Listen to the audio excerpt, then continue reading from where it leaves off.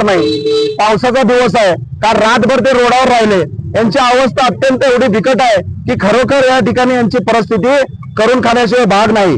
अशी परिस्थिती असताना सोलापूर महानगरपालिकेने त्या मंगल कार्यालयाला हाताशी धरून त्या ठिकाणी हे काम केलेलं आहे।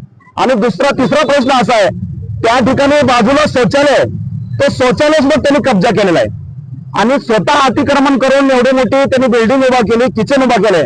त्याच्यावर मात्र कारवाई करायला तयार नाही सोलापूर महानगरपालिका। सोलापूर महानगरपालिका कारवाई कुणावर करते? जे गोरगरीब लोक आहेत, जे खरोखर स्वतःचा उद्धारनिर्वाह करण्यासाठी जे टपरा लावतात, ज्यांनी आपला मूलभूत हक्कासाठी त्या ठिकाणी परिवार चालवण्यासाठी वडापावच्या गाड्या असतील, चायनीजच्या गाड्या असे लावणाऱ्या लोकांवर कारवाई करून मोठमोठ्या थापा मारून समाज माध्यमातून मोठमोठ्या प्रसारित करतात, बातम्या करतात की महानगरपालिकेने लय मोठं तीर मारलं। महानगरपालिकेला तीर मारत नाही। महानगरपालिका खरोखर बिल्डर डेव्हलपर यांना पाठीशी गेलून हप्ता वसुली करून या ठिकाणी गरिबावर अन्याय करतात। आम्ही वारंवार सांगतोय, हा जो ठराव आहे हा ठराव बोगस आहे। मला सांगा, महाराष्ट्रामध्ये रविवारच्या दिवशी कुठला ठराव मंजूर होतो? आज शासकीय सुट्टी म्हणून जाहीर आहे।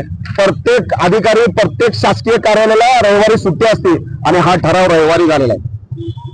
त्या तात्काळ या ठरावाची चौकशी होऊन आणि ज्यांनी आम्हाला जातीय मानसिकतेतून त्रास दिलाय त्याच्यावर अट्रॉसिटीचा सुद्धा गुन्हा दाखल झाला पाहिजे। आणि तिथं जे त्यांनी कब्जा केलेला आहे शौचालय, जे सोलापूर महानगरपालिकेनं शौचालय बाजूला, ते शौचालय सुद्धा त्यांनी कब्जा केलेलं आहे। ते ताबडतोब तो कब्जा हटवला पाहिजे आणि यांना निवाऱ्यासाठी, पार्किंगसाठी भाडे तत्वावर आम्ही फुकट मागत नाही।